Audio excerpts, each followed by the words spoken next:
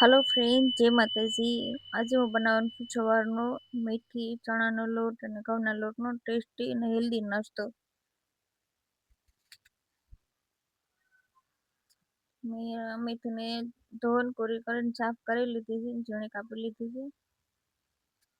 હવે આપણે એક મોટા વાસણમાં લઈશું 2 વાટકી ઘઉંના લોટ. તો મેં 2 વાટકી ઘઉંનો લોટ લીધો છે. અડધી વાટકી નાખી ચણાનો લોટ. હવે આપણે ઘરના જે રોજના મસાલા છે રેગ્યુલર એ જ આપણે એમાં નાખવાના છે. લાલ મરચું લીધું છે મેં, ધાણા જીરું, હળદર, નમક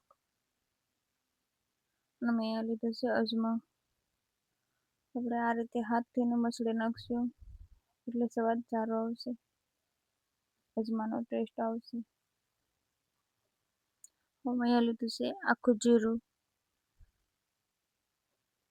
હવે અહીંયા લીધું છે મેં ઝીણી કાપેલી તીખી મરચી, ઝીણા કાપેલા લીલા ધાણા. હવે આપણે એમાં નાખી દઈશું મેથી.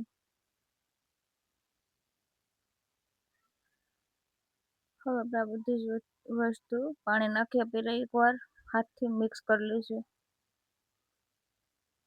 હવે આપણે થોડું થોડું પાણી નાખીને લોટ તૈયાર કરી લઈશું.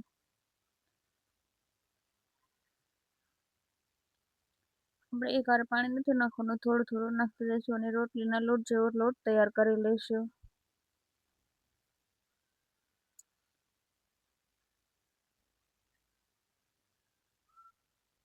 મેં થોડું થોડું પાણી નાખીને આ રીતે લોટ તૈયાર કરી લીધો છે. આપણે હાથથી એકદમ સારી રીતે મિક્સ કરીને ઉપરથી થોડું તેલ નાખીને લોટને બાંધીને આ રીતે થોડુંક બાંધી લઈશું, હાથથી મસળી લઈશું.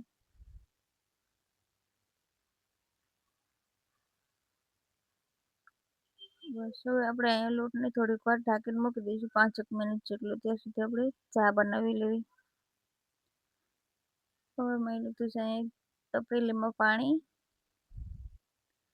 હવે આપણે એમાં નાખશું દૂધ, નાખશું ચાયપત્તી. હવે આપણે નાખી દઈશું ખાંડ. હવે આપણે ચા ધીમા ગેસ ઉપર ઉકળે ત્યાં સુધી આપણે પાછું તેલવાળો હાથ કરીને લોટને મસળી લેવી આ રીતે.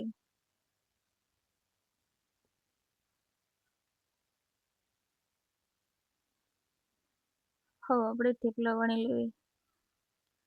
આ આપણે જે પ્રમાણે જાડા, મોટા, નાના, પતલા કોઈ પણ શેપના આપણે જે પ્રમાણે ઘરે બનાવતા એ રીતે બનાવી લઈશું.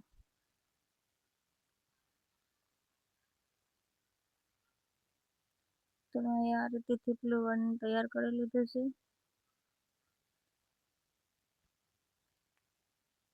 તો આપણે તવામાં તેલ લગાવી દઈશું.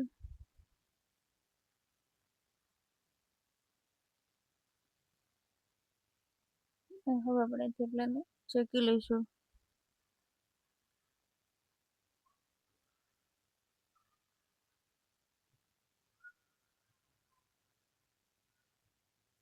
તો બધા જ થેપલા આ રીતે તૈયાર કરી લેવાના છે.